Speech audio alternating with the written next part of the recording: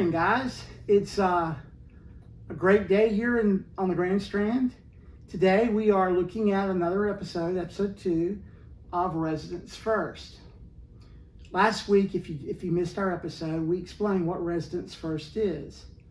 We talked about the role of government versus the role of small business and residents. And this series looks at that. Who has rights, who doesn't have rights, what rights are fair, and what rights are unfair. Today, we're talking about a business in North Myrtle Beach called Cherry Grove Beach Rentals.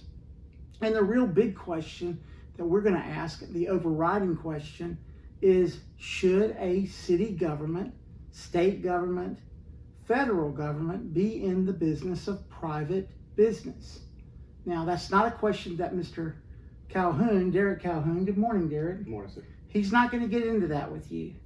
I'm asking you that question because I want you to ask yourself that question. He's just going to tell you about his experiences. But to give the big picture overview, since the 1940s, we've had this thing called government spiral. Let me explain. When we think of government spiral, we only think about Washington, D.C., and all the little bureaucracies, the CIA, the FBI, all these things that spurred up after World War II. Government spiral happened everywhere. I'll give you an example as an old guy who's been around. In the 1960s, Brian Floyd put together the collection of small areas that became North Myrtle Beach. They didn't have a city manager. Myrtle Beach didn't have a city manager. The city of Surfside Beach didn't have a city manager. What happened was, as we began to grow the size, scope, and sphere of government, we added on city managers. Most cities now have 2, some have 3. We added on city attorneys. We added on HR. We grew the spiral of local governments. Not only local governments in North Myrtle Beach, but in Horry County. County government grew tremendously. State government grew tremendously. Y'all have all heard of institutions like DSS and DHEC. And now you say, well, all these things were necessary, David. Okay, I agree. Some of these things were necessary. However, there were 2 bad side effects of that. Number one, how do we pay for it? In the old days, in the good old days, that are now long since gone, your county politician, your city politician, your mayor, your councilman would look you in the eye and say, hey, our budget requires us to pay these things, and we need this many mills to pay these things, which is basically a tax increase. No one liked the word tax. I certainly don't like it. Most people don't. With that said, when you have a large number of funded people, from finance to HR and I'm talking about large staffs in the city of Myrtle Beach, 900 employees, and you have monies, you have people sitting around thinking about ways to find new sources of revenue that can avoid the word tax. So they attend these things called the Municipal Association of Cities or the Municipal Association of Counties, and these large herds of people get with even larger herds of people, and they get something that I call government think. They get in a bubble of thinking certain ways. That bubble allows them to think they have certain rights that maybe they don't have. I'll give you an example. I think most of you know about us in the city of Myrtle Beach and the TDF, the $51 million tax. It's a private-public partnership. These private-public partnerships, these government-contracted relationships, they are just rife for all kinds of concerns. Now, the concern with North Myrtle Beach. The city of North Myrtle Beach made a deliberate decision to go into the beach rental business. the umbrella, the lifeguard, the chairs. They decided we're going to do this business ourselves. A government agency went into private business. Those are facts. Now, I'm told it generates about 1.4 million in revenue. That may or may not be true. Please don't hold us to that. But let's just say it does generate 1.4 million. For a town of under 20,000 residents, a $1.4 million generator is a significant dollar generator. So, the beach, and some of you are right now thinking, well, David, the city of North Myrtle Beach owns the beach. They can do as they please. It's their beach. Well, that's not true. The city of North Myrtle Beach owns the incorporated city up to the dunes. It does not own the dunes to the ocean. That's owned by your state government. It's owned by the state of South Carolina. And because the city of North Myrtle Beach planned poorly, they allowed developers to build right up to the dune. Well, for millions of years, rivers and beaches go in and they come out and they go in. They're like accordions. So what happens is when you build right up to the dunes, we've all seen the pictures, the horror pictures in places like, in North Carolina on Bald Head Island and others, where basically the sand just all washes away and the building falls into the ocean. Well, to avoid that, the city of North Myrtle Beach needs tax dollars, lots of tax dollars, from residents of the state of South Carolina. It's called beach renourishment. It's a fancy term, which basically means we lost our sand, we need it back. Let's pump it back on the beach. That's one thing they need tax dollars for. The other is they did poor planning with their stormwater. All of these coastal cities did. So now they need these long pipes that go a mile out into the ocean, or 4 miles out actually, and distribute waste, for lack of a better word, bacteria, E. coli, and that is now distributed in a way that salt water automatically kills it when it goes out that far. But these things are very expensive. You've probably seen the checks of $10 million being paraded around that you got in the city of North Myrtle Beach from state government just this year alone. The city of North Myrtle Beach is very dependent on us residents to operate. It needs those tax dollars. What happens when a city government decides to go into private practice? Are there issues? Well, I'm going to leave that to you. Right now, what we're going to do is we're going to flip the page. We're going to introduce you to Derek, and we're going to tell you about how he had an idea, and his idea was to start a business in North Myrtle Beach, a business that helps people get their items to and from the beach. Derek, welcome. Thank you. Tell us about what Cherry Grove Beach Rentals is. Cherry Grove Beach Gear, forgive me. So I have to give the entire idea to my wife. It really was her idea from the beginning. She grew up coming here often to the Cherry Grove area to vacation, and then when she became an adult, she would bring her children here. And she felt, one day I'm going to own a business where someone is dragging all this stuff for you to the beach. When we got married, she shared that idea with her, and being that I was very close to retirement at the time from the military, said, well, I need something to do, and we can work together and make this dream a reality. So in 2019, we put pen to paper. I drafted the business plan, and it was her idea. She gave me the go-ahead of, this is yours, run with it. So drafted business plan, got all the appropriate licenses with the state and with the city, and purchased the inventory. And we do, as far as our service goes, we provide two things. One, we can deliver it to wherever you're staying, whether it's a house, condo, hotel, and then we'll deliver it to you for free. We'll pick it up for you for free at the end of your stay. Or the second part, which is the core of our business, is the actual daily setup. And we didn't just we knew what the city did as far as with their chair and umbrella rentals.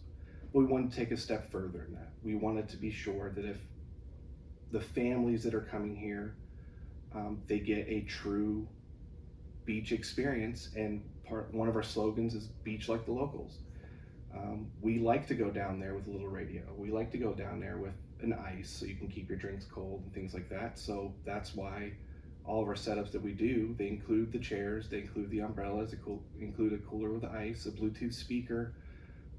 We have even little spiker cup holders that go into the sand, like just these little extras, luxury items. And can also provide boogie boards and surfboards and skim boards and beach toys.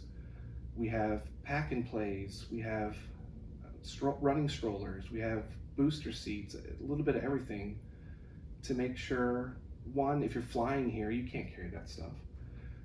If you're driving here, you're already taking up all that room with the suitcases and the whatnots and if you're from the mountains of North Carolina, or we get a lot of visitors here from Ohio and things like that, they probably don't own beach chairs.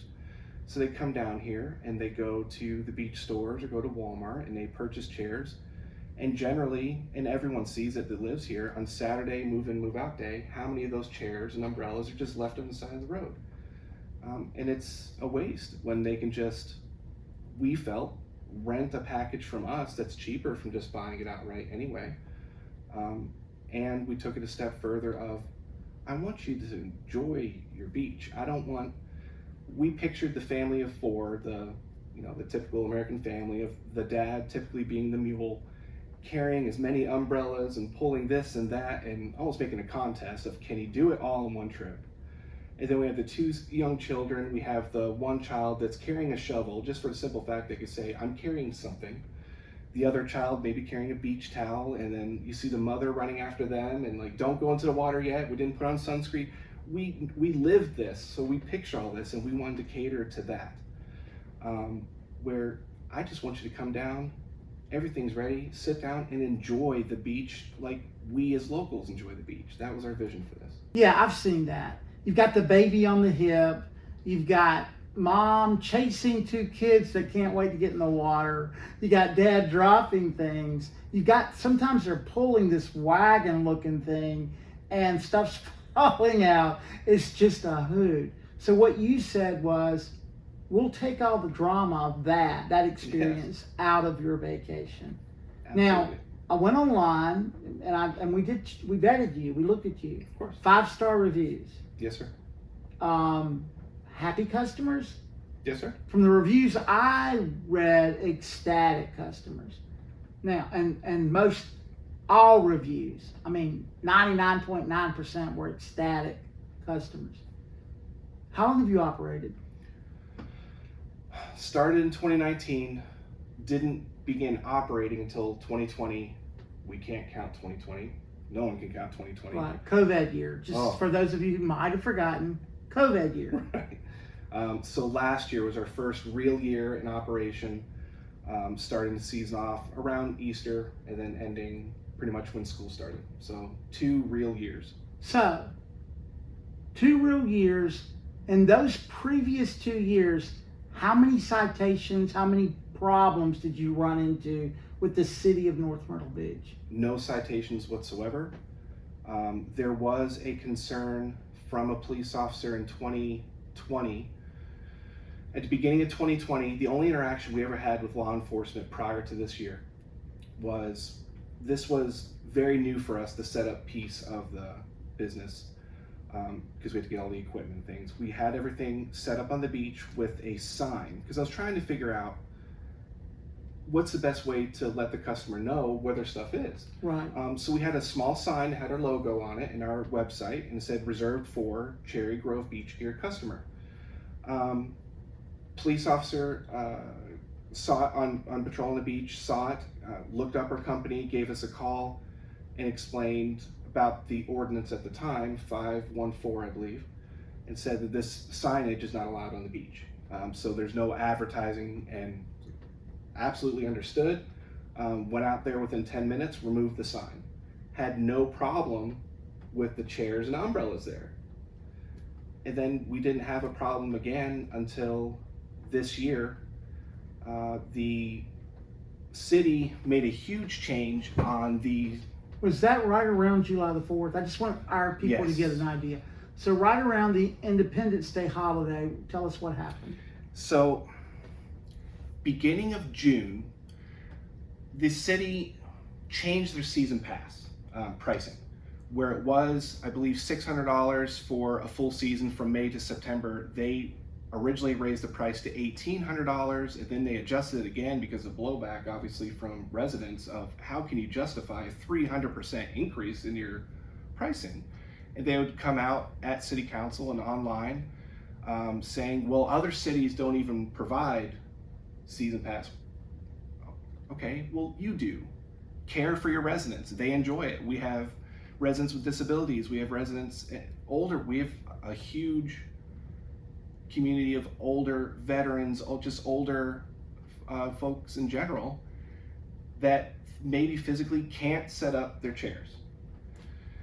So there was a original city season pass customer that found our company, gave us a call and said, do you offer season pass? We didn't at the time. My wife and I put our heads together and kind of came up with what would make sense for us as a business. We obviously didn't want to lose money doing the season pass. So we met the same price point that the city originally had of $600.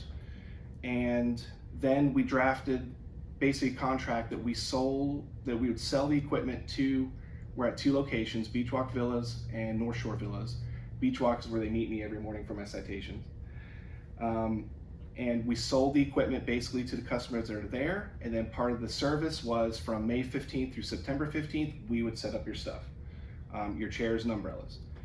And it became very obvious what we're doing. That a police officer came out beginning of June and said, you can't do this. Okay, what do you mean we can't do this? And I explained the situation of the customers living at this condo purchased this equipment, we're just setting it up for them. He said, okay, left, didn't give us a citation or anything. Now I'm worried, so I contacted our attorney and said, here's what happened, are we good to continue operating? So, yes, according to the ordinance, you're fine. You have a valid business license. You've been doing this now for 2 years without any trouble. And yes, like you're valid. We continued operating, and then we found out on the 22nd of June, there was a first reading to change the ordinance to what it is now. We didn't know about it. We didn't know until the day before the second reading, which would approve the ordinance. And that was by a Good Samaritan on Facebook, reached out to my wife that saw something posted by City of North Myrtle Beach saying, hey, this probably would affect your business. Once we read the new ordinance of how they specifically incorporated all the words to 100% make 80% of our service illegal, without notice, without anything. The day after the ordinance I spoke at that council meeting, I believe it was on the June 29th. The day after we received our first citation, and we've been receiving a citation every day since, $500, and we're up, as of this morning, when I received my citation, we're up to $8,500. Okay, so here's where I'm going to jump in because Mr. Calhoun has hired an attorney, and I'm just going to tell you what I know. There's a state ordinance, there's a state law. He's talking about a city ordinance. There's a state ordinance, a state law, which allows cities like coastal cities like North Myrtle Beach to contract out these services. It's a murky kind of weirdly written law, like so many of them are, but it does not give them a mandate to form a private practice. It does not say, oh, you can go into the business City of North Myrtle Beach as your own beach rental company, beach gear rental company. Let me make certain. Now, beach rental might mean rooms. I'm talking about beach gear rental, umbrellas, chairs, selling lemonade, whatever. So, the state law appears in a murky way to be in conflict with the local ordinance. You don't have to agree or disagree with that, and I'd prefer you didn't. But I'm saying this. Myrtle Beach SC News is saying this. So, unfortunately, and I know you don't want to be here today, unfortunately, Mr. Calhoun and his wife have had to hire an attorney. And they've hired a good attorney. I know him. He's very good. I know of him. I've never used him. He's expensive. I mean, I'm just going to shoot straight, guys. Lawyers are expensive. And you don't want to hire a shade tree lawyer when you're going up against a municipality. That's just not smart. You want to hire a good lawyer. So, with that said, Mr. Calhoun has to focus on his business, which is getting fined. I was going to say cited, but it's actually fined every day. While he's dealing with all of this legal stuff, fighting the city with our own tax dollars.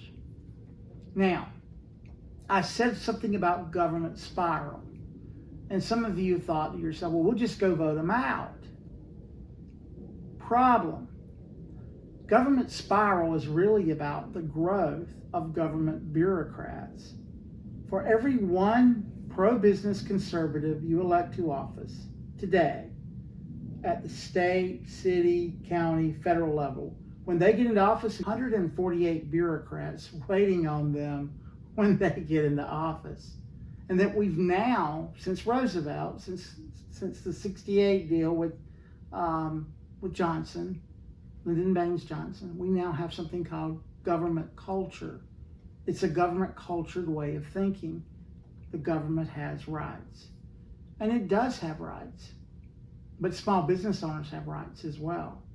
So voting for a small business minded politician isn't enough. Somehow we have to change the culture of what government perceives its rights are.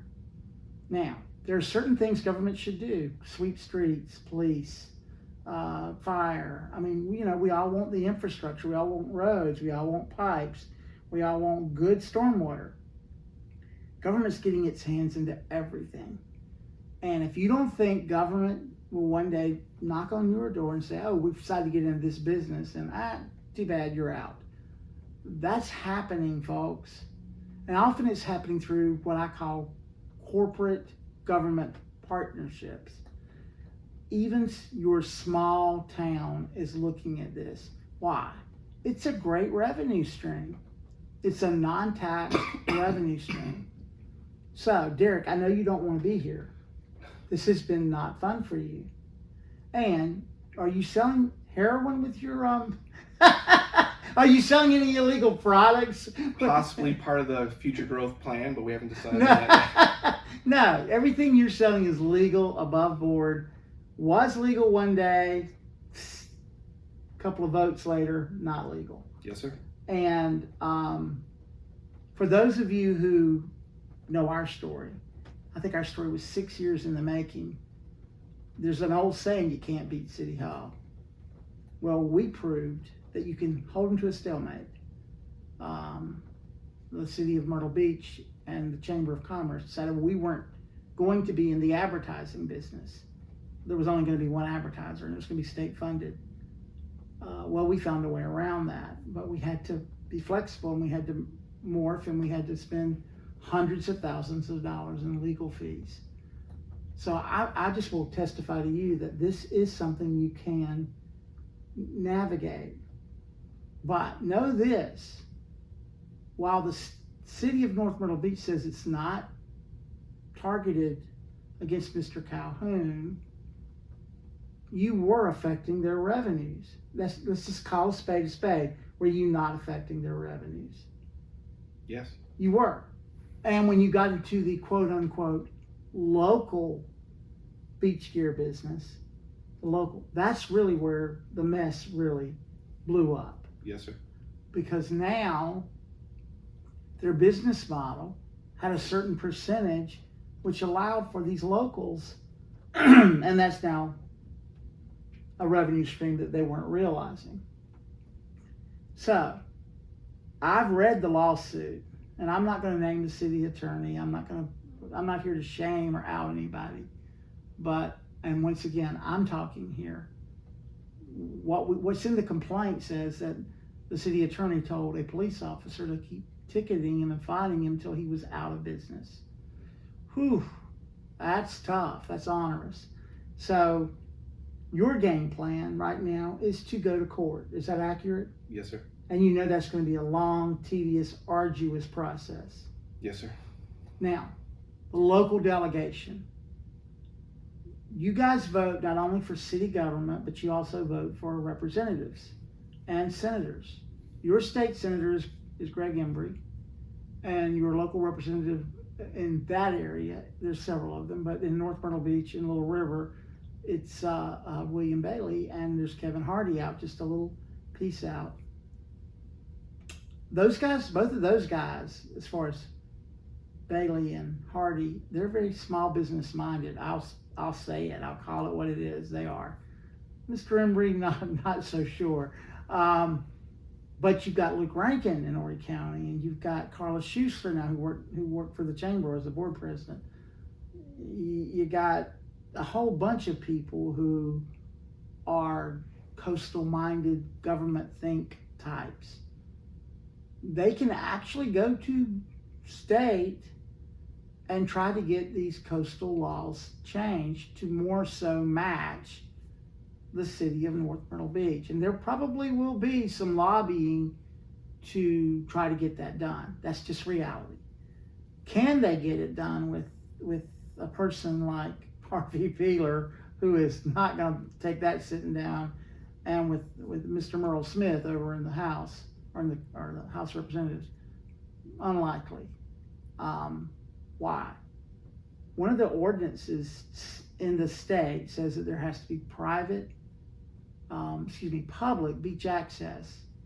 So much public beach access for state residents, county residents, local residents, for them to continue getting this funding. And the city of North Myrtle Beach is well aware of that. The numbers that we ran, and I'm not going to get into them.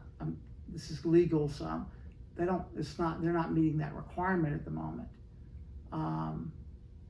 So this is really a conundrum, and it's a conundrum that will always happen when your local government or your state government or your federal government decides to get into the business of business. Now, there's this last piece that I want to cover here, and it's called blockchain data.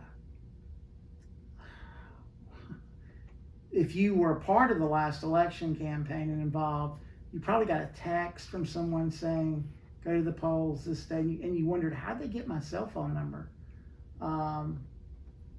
Our governments, our local governments, have more data on our businesses and our people than they've ever had in the history of humanity. So they know how much revenue you make, they know where you shop. If you use a CVS card, they know it. If you have if you signed up for any kind of discounts, even at places like Subway, they're all swapping this data like spit, excuse my language, and they're all very informed. So when they become predatory, and that's the right word, they have so much ammunition to become predatory with. Can we beat the system? Well, the only way to beat a system is to create a new system. And Derek, you can't do that, but they can. These guys can. I've seen your support. It's been overwhelming. Tell me about that. Tell me what that feels like. This has been very hard on our family.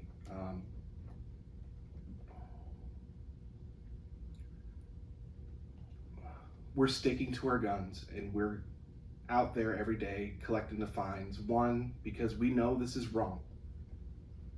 Two, business-wise, we don't have a choice.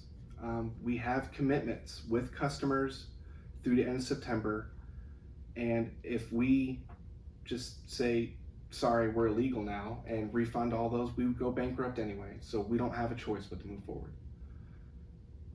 We took the social media the day before I spoke the first time at City Council at the end of June. The response from the public supporting us, and not just us as a business, supporting our family, supporting our children. People have come out. We went as a family to eat dinner last night, and right as we were sitting down, I heard whispering, are they from Cherry Grove Beach Gear? And then a gentleman came over and shook my hand and said, we support you. And these people don't know me or know my family, but something about the story resonates with them. They see that it's wrong and they support us, and thank you. If you are one of those supporters, thank you. It means the world to myself and my family. Well, we want to thank you for coming here. In closing, I want to make some statements that have to do with me having integrity. First of all, I love Marilyn Hadley. Up until recently, she's been one of our best mayors on the coast. Number two, the city of North Myrtle Beach stewards its debt well. Unlike its sister to the south, the city of North Myrtle Beach has very low debt. They've been very responsible in that category. They've been innovative. The last couple of years have raised a lot of question marks. And this city manager that is constantly in the news, that's a concern. And it's a concern that's not being addressed. These bureaucrats, these city attorneys, this city manager. I love Hank Thomas. I love North Myrtle Beach City Council. Nikki Fontana is a wonderful person.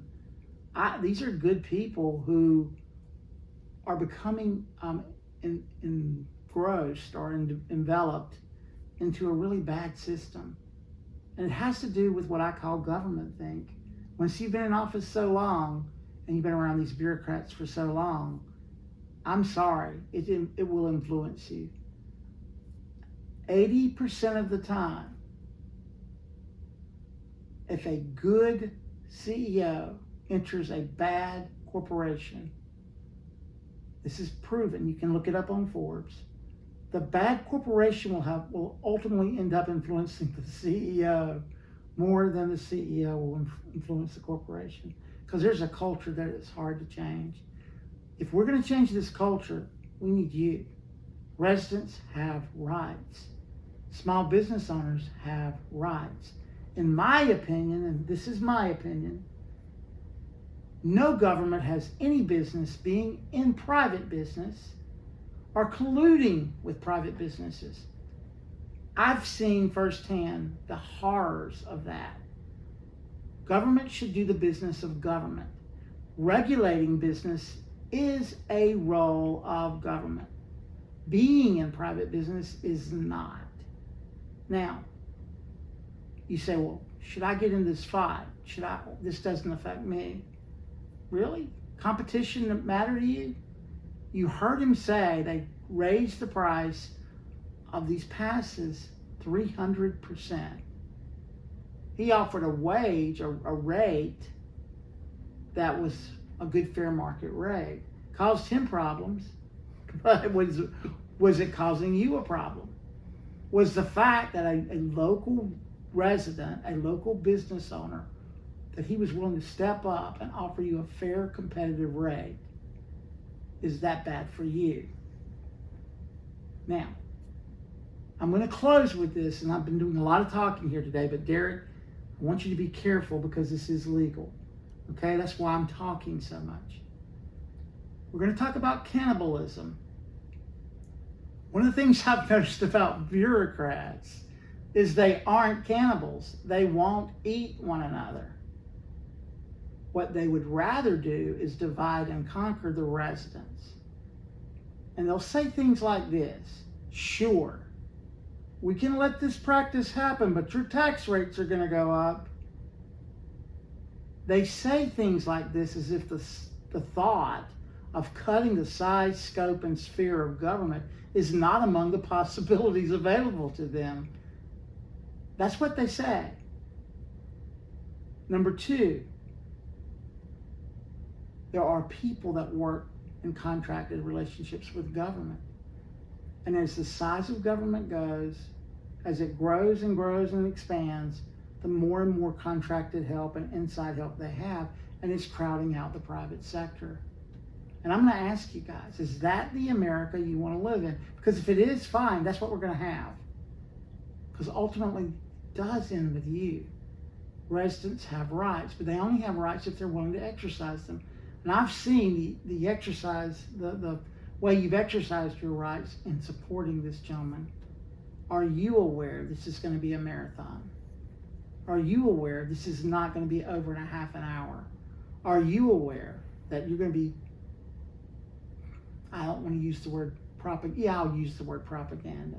Are you aware that the city has people on its staff, paid people, to get out messaging that says things like, we're here for you, we're the good guys, we don't want to raise your taxes, this is a troublemaker, this is a pot stirrer. There are paid people, public information officers, assistant public information officers, publicity firms. With your tax dollars, your government can afford those types of services. Does that seem fair to you? Well, whether it's fair or not, it's reality. That's just reality. And we have to live in reality. Reality is our friend. But don't drink the Kool-Aid. If you drink the Kool-Aid, you need to see this whole thing in context. Because America was founded on the idea that the pursuit of happiness is really about the ownership of land, the right to pursue business interests. We lose that, we lose something very special about ourselves. And this isn't going to change any of the way I feel about any of these people that work in government. I don't have any personal animosity towards any of them. In fact, I like them. I don't like this system, and I have a strong distaste when government thinks it has the right to get into private business. So, we wish you the best. Thank you. It's going to be fun to watch this and see how it works out. I know that's not going to be fun for you, but for me as a journalist, it's going to be really fun to see how all this plays out. We're taking in stride. If you follow us on social media, we're trying to keep it light and bring a little bit of humor to the situation. Today, for example, we're on day 14 of 30 of setting up for the mayor. For example, randomly on the beach, we set up for the mayor, and it said it's reserved for Mayor Hatley and friends. It's free to use by the public, and many of you have already. You sit in the chairs, you take a picture and send it to us. We love seeing it, and it's free to use by you. And so we're doing little things like that. It's the only thing we can do is try to keep our head up. We'll hang in there, okay? Thank you. And thank you guys for watching. Next week, we're going to have April O'Leary on. April is part of an organization called Horry County Rising, and she's working with governments to bring about positive changes for our area. Hey guys, good Sunday morning to you. Get out and enjoy this day, and God bless you. Thanks for watching.